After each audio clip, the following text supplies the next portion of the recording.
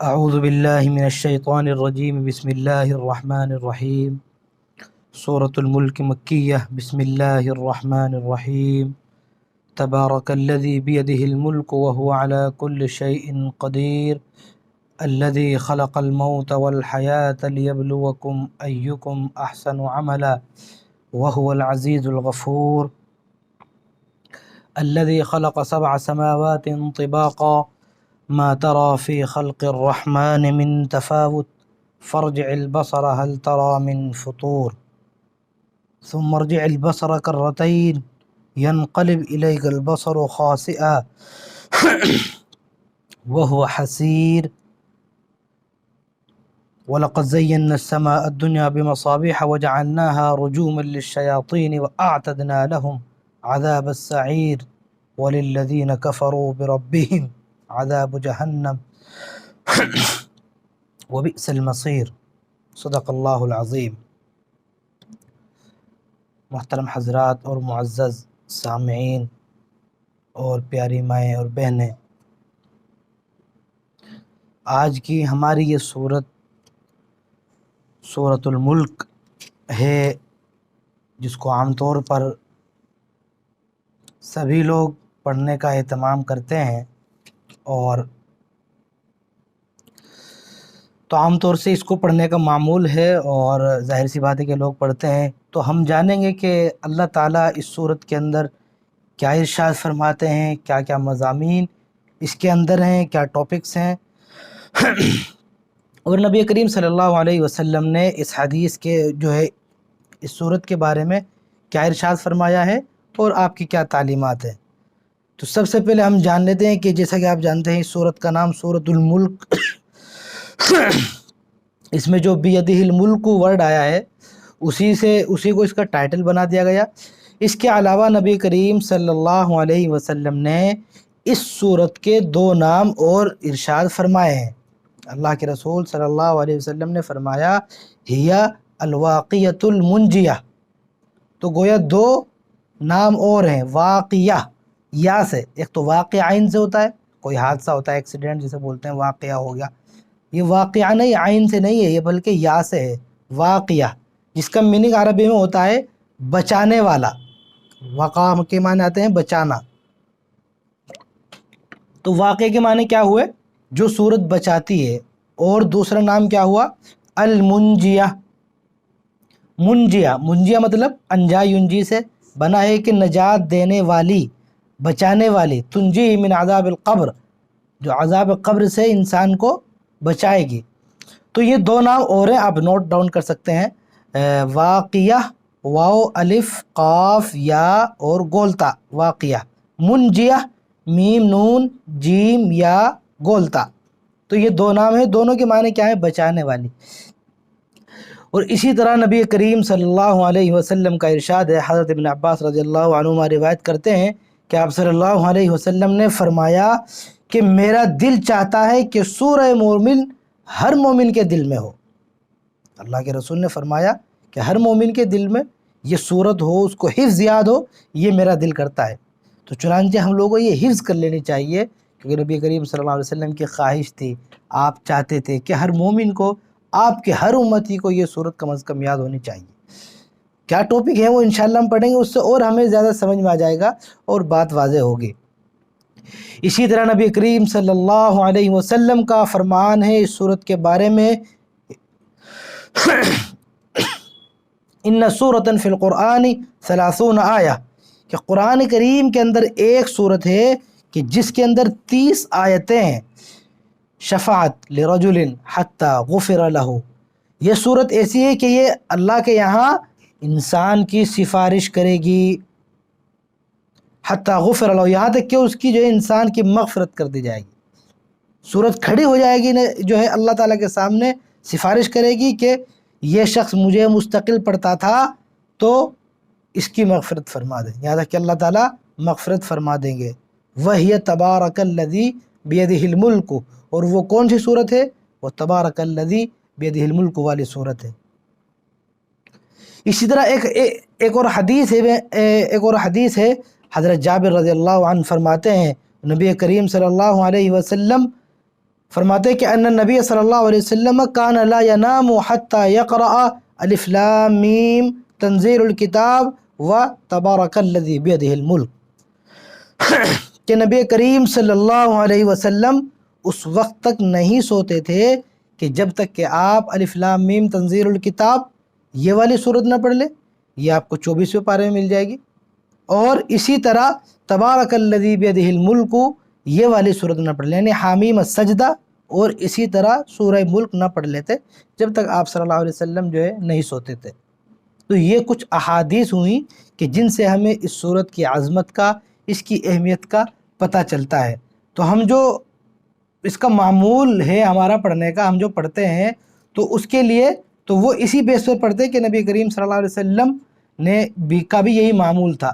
کس وقت پڑھنی ہے، ظاہر سی بات ہے کہ احادیث شریفہ کے اندر اس کو بیان نہیں کیا گیا ہے، لیکن عموماً چونکہ آپ صلی اللہ علیہ وسلم سونے سے پہلے پڑھتے تھے تو عموماً رات میں اگر پڑھ لیں تو بہتر ہے، باقی دن میں بھی اگر اس کا روزانہ آپ روزانہ پڑھیں تو وہ بھی آپ پڑھ سکتے ہیں، اس میں بھی کوئی حرج نہیں ہے، کسی بھی وقت آپ پڑھ لیجئے۔ تو یہ کچھ فضائل ہوئے۔ اب ہم جو ہے اب جان لیتے ہیں کہ اس صورت کا کیا موضوع ہے، ٹاپک کیا ہے۔ تو دیکھیں مکی صورت ہے، آپ کو بتایا کہ جو بھی مکی صورتیں ہیں ظاہر سی بات ہے کہ اس کے اندر کوئی احکام و مسائل ابھی مکہ میں نازل نہیں ہونا شروع ہوئے تھے، تو لازماً کیا چیزیں، کیا کیا ٹاپک داخل تھے؟ اللہ تعالیٰ کی توحید، کہ اللہ تعالیٰ کو ماننا، آپ کے اللہ کی وحدانیت کا اقرار، اور نمبر 2 نبی کریم صلی اللہ علیہ وسلم کی رسالت، اور اسی طرح عذاب قبر ہوا، اور اسی طرح آخرت کا اثبات ہوا، جزا اور سزا کا اثبات۔ یہ سب ٹاپک جو ہے اس صورت کے اندر بیان کیے گئے ہیں۔ اسلام کی تعلیمات کا تعارف، کہ اسلام کی تعلیمات کیا کیا ہیں، وہ تعارف کرایا گیا ہے، اور اسی طرح بڑے مؤثر انداز میں آپ دیکھیں گے کہ اللہ تعالیٰ کیا انداز جو ہے اپناتے ہیں۔ اس میں جو ہے غفلت میں جو پڑے ہوئے لوگ ہیں، جو اللہ تعالیٰ کی طرف سے، اللہ کے رسول کی طرف سے، قرآن کریم کی طرف سے غفلت میں پڑے ہوئے ہیں، ان کو چونکایا گیا ہے، ان کو ڈرایا گیا ہے، الرٹ کیا گیا ہے ان لوگوں کو۔ اور اسی طرح اس صورت کے اندر کفر کے جو نتائج ہیں، کہ کفر کرنے سے کیا رزلٹ ملے گا، وہ سب بیان کیا گیا ہے۔ اور یہ بھی بتایا ہے اس صورت کے اندر کہ قیامت کے دن یہی لوگ جو کفر کرتے ہیں، اللہ تعالیٰ کو نہیں مانتے ہیں، یہ قیامت کے دن خود بخود جو ہے اعتراف کرنے لگ جائیں گے، یہ خود بخود مان جائیں گے کہ ہم نے بہت غلطی کی ہے، بہت بڑی غلطی کی ہے ہم نے نبی کریم صلی اللہ علیہ وسلم کی مخالفت کر کے اور اللہ تعالیٰ کو نہ مان کر۔ تو آخرت میں وہ خود بخود اعتراف کر لیں گے اور مان لیں گے۔ تو اس صورت کے اندر ظاہر سی بات ہے یہ سب چیزیں بیان کی گئی ہیں۔ اب ہم دیکھ لیتے ہیں اور اس کا ترجمہ کر لیتے ہیں۔ بسم اللہ الرحمن الرحیم۔ تبارک الذی بیدہ الملک وہو علی کل شیء قدیر الذی خلق الموت والحیاۃ لیبلوکم ایکم احسن عملا وہو العزیز الغفور، کہ بڑی شان ہے اس ذات کی۔ تبارکہ کے عربی میں معنی آتے ہیں کہ بہت بڑی شان ہے، بڑی بابرکت ہے وہ ذات، الذی بیدہ الملک، کہ جس کے ہاتھ میں ساری بادشاہی ہے۔ دنیا کی بادشاہت جو ہے وہ سب اللہ تعالیٰ کے ہاتھ میں ہے۔ اب یہ مراد نہیں کہ اللہ تعالیٰ کے ہاتھ ہے، وہ ہاتھ کے اندر بادشاہت ہے کوئی مستقل، جیسے فزیکلی ہاتھ ہے، ایسا کچھ نہیں ہے، بلکہ نارملی ہم اردو میں بھی اپنی جو ہے بات چیت میں یوز کرتے ہیں کہ ارے پورا نظام میرے ہاتھ میں، اس کمپنی کا پورا نظام میرے ہاتھ میں ہے۔ اب کوئی نظام ہے مستقل، وہ چیز ہے اور وہ اس کے ہاتھ میں رکھی ہوئی ہے، تو ظاہر سی بات ہے ایسا نہیں ہوتا، بلکہ مراد کیا ہے کہ سب میرے انڈر میں ہے، میں اس کا مینیجر ہوں، اور میرے تحت یہ سب چیزیں، یہ سب جو ہے پورا پروسیس چلتا ہے، میرے انڈر میں چلتا ہے۔ کمپنی کو جو ہے اپنے اپنے پروسیس ہوتے ہیں، جو ہے وہ پرچیز کرتے ہیں دوسری بڑی کمپنیوں سے، جو تھرڈ پارٹی کمپنیاں ہوتی ہیں، تو کیا کہتے ہیں پورا پروسیس میرے ہاتھ میں ہے۔ تو اسی طرح اللہ تعالیٰ بھی کہہ رہے ہیں کہ ساری کی ساری بادشاہت جو ہے میرے ہاتھ میں ہے، بیدہ الملک، بادشاہت اللہ ہی کی ہے۔ آپ یقین کر لیجئے، اور ہمیں 100% یقین ہو جانا چاہیے کہ اس کائنات میں جو بادشاہت چلتی ہے وہ ایک اللہ کی چلتی ہے۔ یہاں پر جو لوگ بادشاہ بنائے جاتے ہیں، اس دنیا کے اندر حاکم بنتے ہیں، یہ ظاہر سی بات ہے ریئل بادشاہ نہیں ہے، یہ تو گدی پر جاتے ہیں اور اتر جاتے ہیں، لوگ ہی ان کو گدی پر سوار کرتے ہیں اور لوگ ہی اتار دیتے ہیں۔ اگر ایسا ہوتا کہ اس دنیا میں جو حاکم ہیں اور جو بادشاہ ہیں، جو پرائم منسٹر ہیں، اگر انہی کی یہاں پر حکومت چلتی تو آج وہ پرائم منسٹر کہ جو مدتوں جو ہے عوام کے مقبول رہے ہیں، لوگوں نے ان کو بہت مقبول مانا ہے، آج وہ جیلوں میں نہیں سڑ رہے ہوتے۔ فہرست ہے پوری 60-70 جو ہے ابھی حال ہی میں، یعنی آج کی رپورٹ اگر آپ چیک کریں کہ اس دنیا میں جو ہے 200+ ملک ہیں، اگر اس میں اس کے آپ پرائم منسٹر چیک کریں کہ جو پہلے پرائم منسٹر رہ چکے ہیں یا بادشاہ یا جو ہے کچھ بھی کسی بھی عہدے پر رہے ہیں، آج وہ جیلوں میں ہیں۔ ان میں سے تقریباً 60 آپ کو پرائم منسٹر ایسے مل جائیں گے کہ جو آج جیلوں میں سڑ رہے ہیں۔ پڑوسی ملک کے بھی جو ہے وزیر اعظم مدتوں رہے ہیں، آج جیل میں سڑ رہے ہیں، جیلوں میں ہیں۔ تو معلوم کیا ہوتا ہے کہ اگر ان لوگوں کی حکومت ہوتی تو کون جاتا جیل میں؟ کوئی نہیں جانا پسند کرتا۔ معلوم کیا ہوا کہ ایک طاقت ہے جو ان سب طاقتوں کے اوپر ہے، ایک اور ذات ہے جو ان سب جو ہے پرائم منسٹروں کو چلاتی ہے، دیکھتی ہے۔ ان کے اوپر ایک خدا ہے جو سب کا حاکم، سب کا بادشاہ ہے۔ تو بادشاہت کس کی چلتی ہے اس دنیا کے اندر؟ اللہ تعالیٰ کی۔ آپ کوئی ارادہ کرتے ہیں، آپ چاہتے ہیں کہ آج میں 4 بجے فلاں جگہ جاؤں گا، لیکن آپ نہیں جا پاتے، کوئی نہ کوئی دوسرا واقعہ پیش آ جاتا ہے، وہاں مصروف ہو جاتے ہیں۔ مطلب کیا ہوا؟ یہاں پر آپ کی نہیں چلی۔ تو معلوم کیا ہوتا ہے؟ اللہ تعالیٰ کو کس چیز سے پہچانتے ہیں؟ دیکھیے جو ہے یہ بھی باقاعدہ عربی میں کہا جاتا ہے عرفت ربی بفسخ العزائم۔ مطلب کیا ہوا؟ حضرت علی کی طرف منسوب بھی کیا جاتا ہے واللہ عالم کہ میں نے اپنے رب کو پہچانا ہے عزائم کے ٹوٹنے سے۔ انسان ارادہ کرتا ہے، انسان چاہتا ہے کہ بس اب میں نے ارادہ کر لیا ہے، میں روزانہ جو ہے عربی کی کلاس لوں گا، یا میں عربی کلاس سیکھوں گا، یا میں جو ہے پڑھوں گا۔ میرا ارادہ ہے کہ میں قرآن کریم سیکھوں گا، میرا ارادہ ہے کہ میں فلاں کام کروں گا، میرا ارادہ ہے کہ میں بزنس کروں گا۔ انسان بڑے بڑے ارادے بناتا ہے، تیاری کرتا ہے، لیکن وہ نہیں ہوتا، اس کا ارادہ ٹوٹ جاتا ہے، ختم ہو جاتا ہے۔ تو اس سے ہمیں عبرت حاصل کرنی چاہیے کہ یقیناً کوئی نہ کوئی ذات ہے جو ہم پر حکومت کر رہی ہے۔ اس دنیا میں ہماری نہیں چلتی بلکہ کسی اور کی چلتی ہے۔ عرفت ربی بفسخ العزائم، میں نے اپنے رب کو پہچانا ہے اپنے ارادے ٹوٹنے سے۔ اس لیے ہم کوئی ارادہ کریں اور وہ پورا نہ ہو، ہم کہیں جانا چاہیں اور ہم نہیں جا پائے، ہمارا کہیں جانے کا پلان تھا اور وہ کینسل ہو گیا، تو یقیناً آپ جانیں کہ اس میں خدا تعالیٰ کی کوئی نہ کوئی بہترائی ہے۔ اللہ تعالیٰ جانتے ہیں۔ ہمیں اور زیادہ یقین ہو جانا چاہیے کہ ایک اللہ کی ذات ہے جو ہم پر حکومت کر رہی ہے، اسی کے ارادے چلتے ہیں۔ تو فرمایا بیدہ الملک، بڑی شان ہے اس ذات کی جس کے ہاتھ میں ساری بادشاہی ہے، وَهُوَ عَلَى كُلِّ شَيْءٍ قدیر، اور وہ ہر چیز پر پوری طرح سے قادر ہے۔ اللہ تعالیٰ ہر چیز پر قادر ہے۔ یہ نہیں کہ جو ہے ایک چیز اللہ کے بس میں نہیں ہے، بلکہ اللہ نے اس دنیا کو بنایا اور اس کی تمام مخلوقات کو پیدا فرمایا، تو ظاہر سی بات ہے اللہ تعالیٰ ہر چیز پر قادر ہے۔ اللہ جو چاہے کر سکتے ہیں، جو آپ کو امپوسیبل لگے کہ یہ نہیں ہو سکتا، وہ اللہ تعالیٰ کے یہاں ہو جائے گا۔ اللہ تعالیٰ نے جو ہے پہاڑ سے اونٹنی نکال دی تھی، اللہ تعالیٰ نے پتھروں سے پانی کو جاری کر دیا تھا، فَاضْرِبْ بِعَصَاكَ الْحَجَرَ۔ اللہ تعالیٰ چاہے تو کیا نہیں ہو سکتا اس دنیا میں، صرف کیا کہنا پڑتا ہے اللہ تعالیٰ کو، کن ہو جا، فیکون، تو وہ چیز ہو جاتی ہے۔ اللہ فرماتے ہیں وَهُوَ عَلَى كُلِّ شَيْءٍ قدیر، اور وہ ہر چیز پر پوری طرح سے قادر ہے۔ الَّذِي خَلَقَ الْمَوْتَ وَالْحَيَاةَ لِيَبْلُوَكُمْ أَيُّكُمْ أَحْسَنُ عَمَلًا۔ دیکھیں اللہ کیا فرماتے ہیں کہ جس نے موت اور زندگی اس لیے پیدا کی، یعنی وہ ذات کون ہے، وہ بابرکت ذات کون ہے جس نے موت کو اور زندگی کو پیدا کیا، لیبلوکم، تاکہ وہ تمہیں آزمائے، ایکم احسن عملا، کہ تم میں سے کون سب سے اچھے عمل کرتا ہے، سب سے پیارے عمل کون کرتا ہے۔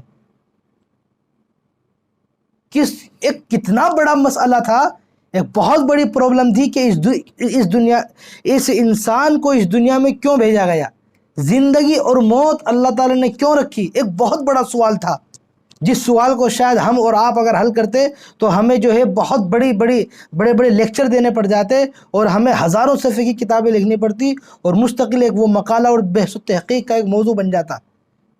اللہ تعالیٰ نے 2 لفظوں میں، چٹکیوں میں اس مسئلے کو حل کر دیا اور بیان فرما دیا، موت اور زندگی۔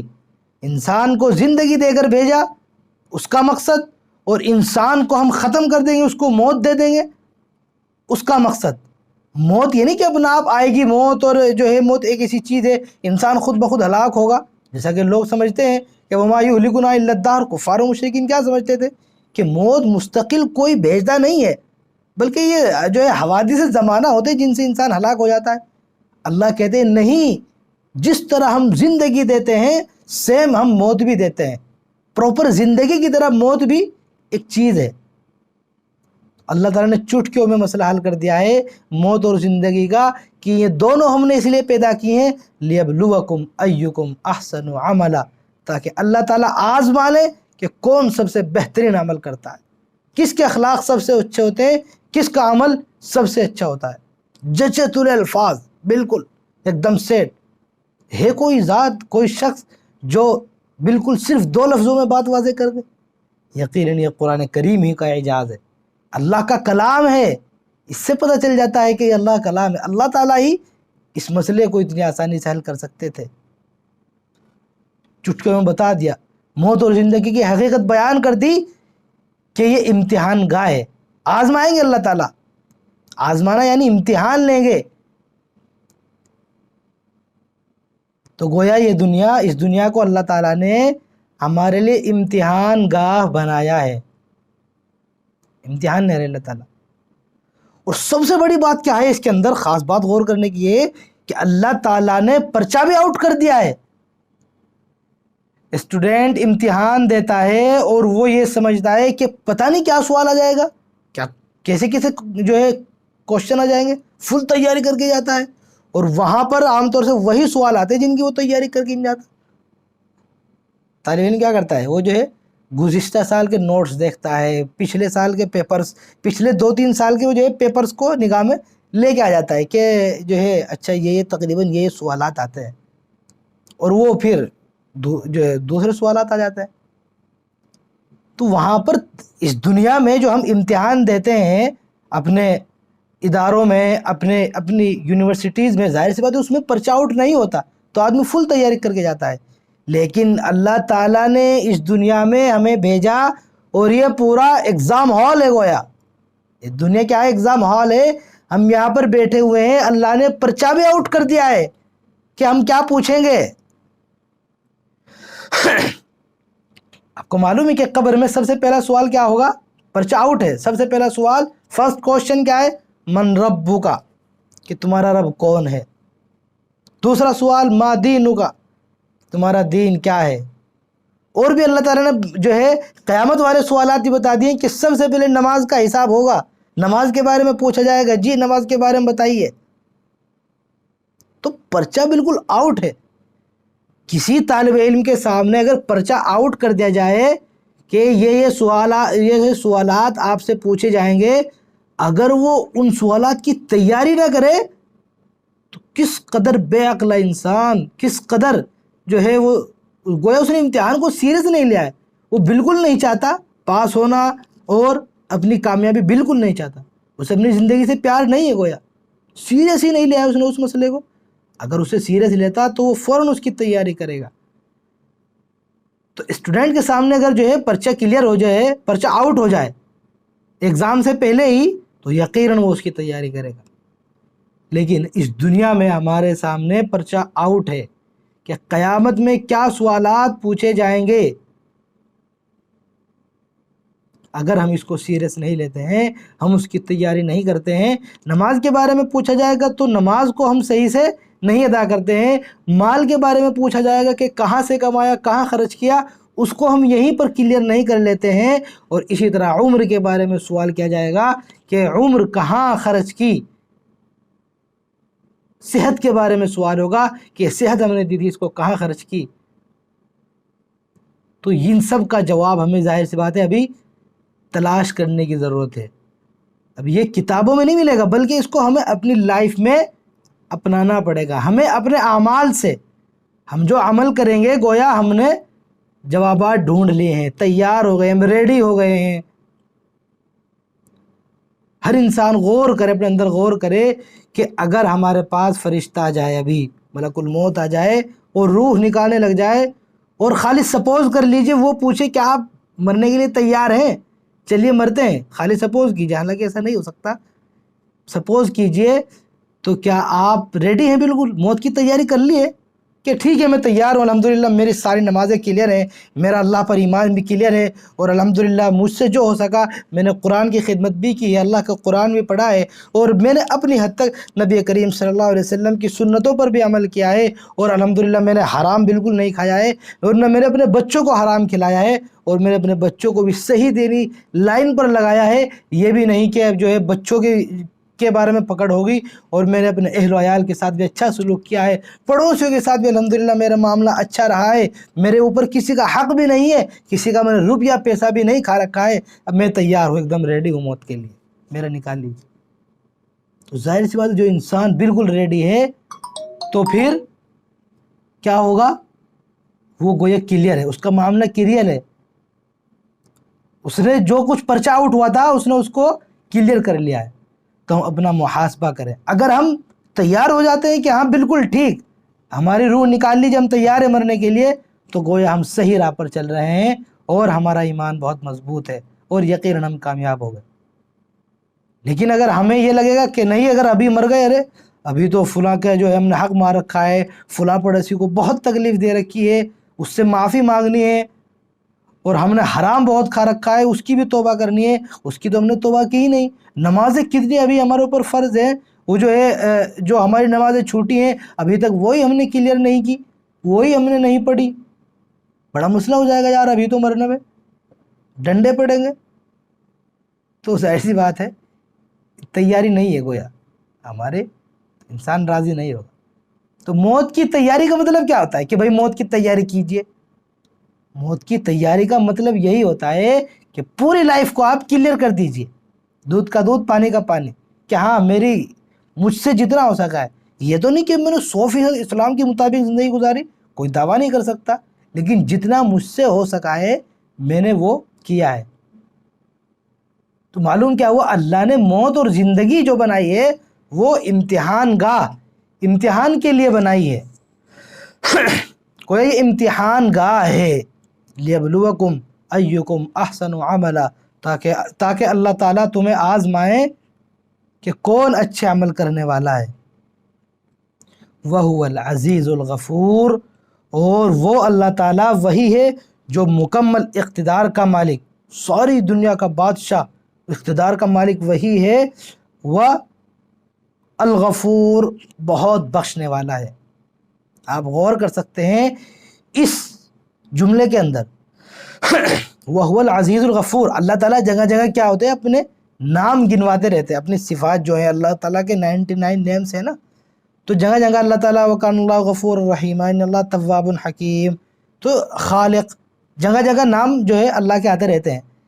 تو یہ نہیں کہ رینڈملی اللہ تعالیٰ کچھ بھی کہہ دیتے ہیں، بھائی 99 نام ہے، چلیے یہ والا اب تو یوز نہیں ہوا ہے، چلیے ہم یہ والا یوز کر لیتے ہیں، یہ جو ہے ہم نے بہت پہلے یوز کیا تھا اور اب جو ہے خالق لے کے آ جاتے ہیں. ایسا کچھ نہیں ہے، بلکہ وہ جو اللہ تعالیٰ اپنا نیم لے کر آتے ہیں، اپنی صفت لے کر آتے ہیں، جو ایڈجیکٹیو صفت ہوتی ہے اللہ تعالیٰ کی، وہ بالکل میچ کرتی ہے پیچھے والے جملے سے.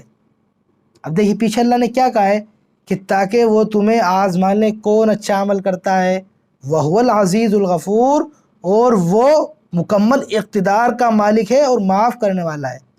مطلب کیا ہوا کہ موت اور زندگی پیدا کی، آزمانے کے لیے پیدا کیا، کون اچھا عمل کرے گا. تو اب جس نے اچھے عمل کیے ہوں گے تو اللہ تعالیٰ یقیناً اس کو اس کا بدلہ عطا فرمائیں گے. اللہ کے ہاتھ میں بادشاہت ہے، تو اللہ تعالیٰ اپنی اس بادشاہت کا استعمال کر کے قیامت کے دن اس کا بدلہ عطا فرمائیں گے.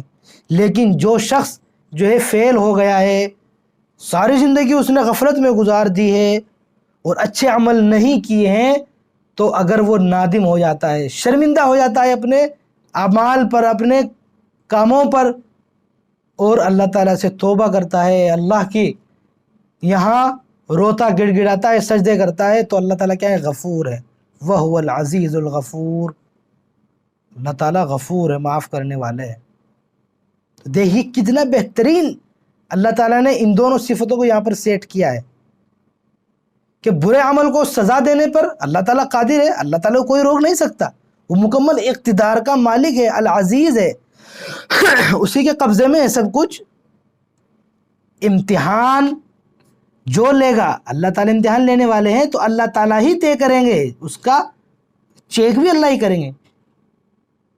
ہوتا کیا ہے یہاں پر یونیورسٹیز میں، کیا ہوتا ہے؟ پیپر کسی اور نے بنایا، امتحان کسی اور نے لیا، اور کاپی جو چیک ہوتی ہے ضروری نہیں کہ جس نے جو ہے سوالات بنائے ہوں، پیپر بنایا ہو، وہی چیک کرے، بلکہ وہ کسی سے بھی چیک کرا لاتے ہیں۔